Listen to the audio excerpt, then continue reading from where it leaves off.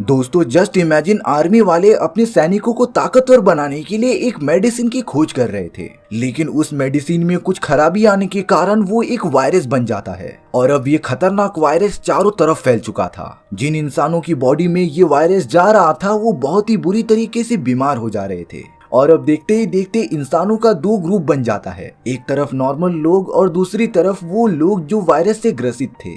अब हमें यहाँ कई सालों बाद का सीन दिखाया जा रहा था, जहाँ पर एक बहुत ही बड़ी कंपनी का मालिक जिसका नाम आइजैक था, उसने काफी पैसे लगाकर एक ऐसा वायरस मंगाया था जिसका यूज करने पर वो पहले से ही इन्फेक्टेड लोगों को खत्म कर देगा। इन सारी चीजों की वजह से आइजैक की कंपनी को बहुत ज्यादा फायदा होने वाला था, इसीलिए वो अपना ये प्लान कंटिन्यू रखता है। अब हमें दूसरी तरफ वॉयलेट नाम की एक लेडी दिखाई जा रही थी, जो उसी जगह पर आ जाती है जहां पर आइजैक की कंपनी वालों ने वायरस रखा था। अंदर घुसने से पहले वॉयलेट की चेकिंग की जा रही थी कि सब कुछ नॉर्मल है कि नहीं, ताकि उन्हें ये पता चल सके कि वॉयलेट इन्फेक्टेड है कि नहीं। सारी इन्फॉर्मेशन कलेक्ट करने के बाद वॉयलेट के ऊपर अलग अलग टाइप के एक्सपेरिमेंट होने लगे थे। ये सारे एक्सपेरिमेंट जरूरी होते हैं इस कंपनी की पॉलिसी के लिए।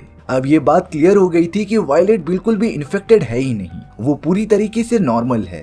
अब वॉयलेट को अंदर एक आदमी के पास भेज दिया गया था जिसके चेहरे पर मास्क लगा हुआ होता है। वो आदमी वॉयलेट को एक बहुत ही इम्पोर्टेंट बॉक्स देता है जिसमें कि वायरस से रिलेटेड इंफॉर्मेशन थी, पर वो आदमी वॉयलेट से कह रहा था कि जब तक तुम अपनी डेस्टिनेशन पर इसे लेकर नहीं पहुंच जाती तुम इस बॉक्स को बिल्कुल भी खोल नहीं सकती। वॉयलेट तो सारी चीजें मानकर उनके हाँ में हाँ मिला रही थी, पर उसी जगह पर थोड़ी ही देर बाद एक और लेडी आ जाती है। वो लेडी तो अपना नाम वॉयलेट बताती है। वहाँ के सारे सिक्योरिटी गार्ड्स एकदम से शॉक हो गए थे, क्योंकि वॉयलेट नाम की औरत तो अभी अभी अंदर गई है। आखिर दो दो वॉयलेट कैसे हो सकते हैं? इसी वजह से जो दूसरी वॉयलेट अंदर मौजूद थी वहाँ पर अलार्म बजने लगा था और अब वॉयलेट अपने असली रूप में आ जाती है, जिसने ब्रीफकेस तो अपने पास रख लिया होता है और वहाँ के सारे लोगों पर अटैक करना स्टार्ट कर दिया था। वॉयलेट अपनी फाइटिंग टेक्निक का यूज करके सभी को लगातार मारते ही जा रही थी। दरअसल ये वॉयलेट नकली होती है जो जानबूझकर यहाँ पर ब्रीफकेस चुराने आई थी और अब ब्रीफकेस उसके हाथ में लग गया था। वहाँ के वैज्ञानिकों को ये समझ में नहीं आता कि जब उन्होंने वॉयलेट का चेकअप किया तब वॉयलेट इन्फेक्टेड क्यों नहीं निकली। दरअसल वॉयलेट ने अपने मुंह के अंदर एक ऐसा डिवाइस छुपा कर रखा था जो उसके पूरे बॉडी स्ट्रक्चर को बदल देता है। साथ ही साथ उसके पास वहाँ से बाहर निकलने के लिए अलग अलग टाइप के गैजेट्स मौजूद थे। आइजैक के बहुत सारे आदमी वॉयलेट पर हमला करने आ जाते हैं, लेकिन वॉयलेट की टेक्नोलॉजी के सामने कोई भी नहीं टिक पाता। वॉयलेट के पास एंटी ग्रेविटेशनल वेपन के साथ साथ बहुत ही तेज तलवार भी थी, जिससे कि वो सारे सिक्योरिटी गार्ड्स को ढेर कर देती है और अब वो अपने गाड़ी पर बैठकर तुरंत वहाँ से निकल पड़ी थी। दरअसल वॉयलेट वो लेडी थी जो उन लोगों को बचाना चाहती है जो कि इन्फेक्टेड हो चुके हैं, क्योंकि वो खुद भी एक इन्फेक्टेड पेशेंट है। अब वॉयलेट एक सेफ जगह पर आकर उस ब्रीफकेस को ओपन कर देती है, पर उसके अंदर देखने के बाद वॉयलेट एकदम से शॉक ही रह गई थी, क्योंकि उस ब्रीफकेस के अंदर कोई वायरस नहीं बल्कि एक बच्चा मौजूद था। वॉयलेट को कुछ समझता ही नहीं कि ये बच्चा यहाँ पर क्या कर रहा है। वॉयलेट अब उस बच्चे को लेकर अपने टीममेट्स के पास आ गई थी। जब वॉयलेट की टीम के सारे लोग उस बच्चे को देखते हैं तब वो लोग भी थोड़े चौंक गए थे, क्योंकि ब्रीफकेस के अंदर वायरस रहना चाहिए लेकिन इसके अंदर तो ये बच्चा मौजूद है। थोड़ी देर तक डिस्कशन के बाद वॉयलेट के टीममेट्स को ये लगने लगा था कि आइजैक की कंपनी वालों ने इसी बच्चे का यूज करके वायरस बनाने का डिसीजन लिया होगा, जिसका यूज करके आइजैक हम जैसे इन्फेक्टेड लोगों को खत्म कर देगा। इसीलिए वो सब डिसाइड करते हैं कि वो उस बच्चे को जान से मार देंगे। पर यहाँ वॉयलेट इन सारी चीजों के एकदम अगेंस्ट थी। वो नहीं चाहती है कि किसी की भी जान जाए, लेकिन वॉयलेट के टीम मेंबर्स तो अब उसके भी अगेंस्ट हो चुके थे। वो वॉयलेट से कहते हैं कि अगर तुम हमारा साथ नहीं दे सकती तो यहाँ से चली जाओ। वॉयलेट बिना कुछ कहे वहाँ से निकल पड़ती है, पर वॉयलेट इतनी भी बेवकूफ नहीं कि उस मासूम बच्चे को मरने देगी। इसीलिए उसने बड़ी चालाकी से उस बच्चे को अपने साथ ले लिया था और उसके जगह पर एक होलोग्राम लगा दिया था। जब ये सारी बातें वॉयलेट के टीममेट्स को पता चली तब वो बहुत ही ज्यादा गुस्सा हो जाते हैं। इसीलिए उन्होंने वॉयलेट को रोककर उसके ऊपर हमला करने की कोशिश की, पर वो सब भूल गए थे कि वॉयलेट के पास बहुत ही अच्छी फाइटिंग टेक्निक्स हैं, जिसकी मदद से वॉयलेट ने उन सभी को एक ही बार में मारकर ढेर कर दिया था। यहाँ वॉयलेट को अंदाजा तो हो गया था कि ये सारी चीजें जरूर आइजैक ने की होंगी, इसीलिए वॉयलेट ने आइजैक को कॉल लगाकर उससे ये बात पूछना स्टार्ट कर दिया। आइजैक बताता है कि मैंने ब्रीफकेस में कभी वायरस रखा ही नहीं था, बल्कि ये सब चीज करके वो सारे लोगों को गुमराह करना चाहता था और वो लड़का और कोई नहीं बल्कि आइजैक का खुद का बेटा होता है। आइजैक वॉयलेट से सिर्फ इतना कह रहा था कि अगर तुम जीना चाहती हो तब मेरे बेटे को वापस कर दो, लेकिन वॉयलेट कहती है कि वो उसके बेटे को लौटाएगी ही नहीं। इन्हीं सारी वजह से आइजैक के बहुत सारे लोग वॉयलेट का पीछा करने लग जाते हैं, लेकिन वॉयलेट अपनी एडवांस कार की मदद से उन सभी को ठोकर मारते हुए आगे बढ़ते जा रही थी और अब वो आइजैक के बेटे को लेकर एक सबवे स्टेशन में चली जाती है।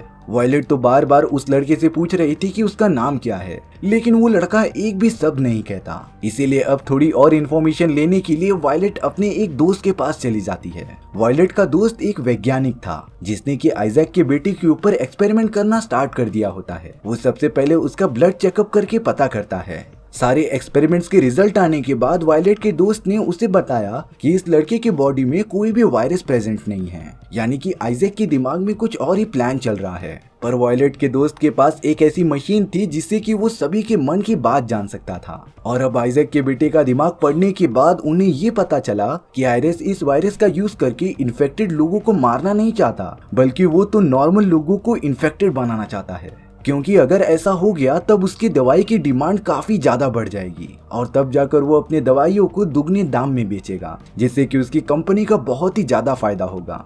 वॉयलेट को भी ये सारी बातें समझ में आ चुकी थी और अब वॉयलेट ये डिसाइड करती है कि वो आइजैक के बेटे को लौटा देगी। वॉयलेट आइजैक के बेटे को लेके ही जा रही थी तभी उसका बेटा पहली बार बोलता है। आइजैक के बेटे ने बताया कि उसका नाम 6 है। दरअसल वो अपने फादर के मिशन का 6वां एक्सपेरिमेंट था। वॉयलेट ने तो डिसाइड कर लिया था कि वो आइजैक के बेटे को छोड़ देगी, पर वो जैसे ही उसे एक भीड़ भाड़ वाले इलाके में छोड़ती है तभी वहाँ पर आइजैक के टीममेट्स आ गए थे जिन्होंने उस बच्चे को किडनैप कर लिया था। वॉयलेट के दोस्तों ने तो आइजैक के बेटे को एक रस्सी से लटका दिया था, जिससे कि अगर वो खोल देंगे तब आइजैक का बेटा नीचे गिरकर मारा जाएगा। पर यहाँ 6 बहुत ही ज्यादा चालाक होता है। उसने अपना एक जूता खोलकर नीचे फेंक दिया था, जिससे कि वॉयलेट को पता चल सके कि वो जूता कितने सेकंड्स में नीचे गिर रहा है और उतने ही सेकंड्स में वॉयलेट को इन सारे लोगों को मारकर खत्म करना है। अगले ही मोमेंट में उन लोगों ने आइजैक के बेटे को नीचे फेंक दिया था। वॉयलेट तो लगातार उन सभी से लड़ाई करते हुए उन सभी को खत्म करते जाती है।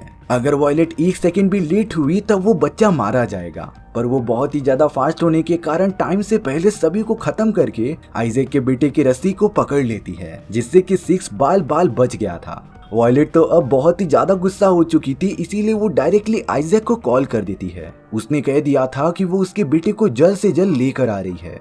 वहाँ आइजैक अपनी पूरी सेना लगाकर खड़ा हुआ था। वॉयलेट जब गाड़ी से उतरती है तब वो उन सभी को मारने के लिए उनकी तरफ बढ़ने लगी थी, लेकिन आइजैक अपनी पूरी सेना को आदेश देता है कि वो वॉयलेट पर हमला करे, जिससे कि वॉयलेट की पूरी गाड़ी एकदम से डिस्ट्रॉय हो चुकी थी। पर ताज्जुब की बात ये थी कि वॉयलेट को कुछ भी नहीं होता। आइजैक ने जब गाड़ी के पास जाकर देखा तब उसे पता चला कि ये असली वॉयलेट है ही नहीं, बल्कि ये तो उसका एक होलोग्राम था और ये सारी चीजें वॉयलेट कहीं दूर से सुन रही होती है। वॉयलेट यहाँ पर आइजैक के बेटे 6 के साथ मौजूद थी। वो तो 6 के साथ रहकर काफी मजे कर रही होती है। वॉयलेट 6 को अपनी बेटे की तरह मान रही थी, क्योंकि उसे एक दिन माँ बनना था और बेटे का एक्सपीरियंस करना था। पर वॉयलेट को इस बात का अंदाजा ही नहीं होता कि आइजैक ने अपने बेटे के अंदर एक ट्रैकिंग डिवाइस लगाया था, जिसे फॉलो करते हुए वो अपने सारे आदमियों के साथ वहाँ पर आ जाता है। आइजैक की पूरी सेना ने तो बिना टाइम वेस्ट किए वॉयलेट पर हमला कर दिया था और अब इस बार रियलिटी में वॉयलेट काफी ज्यादा घायल होकर बेहोश हो जाती है।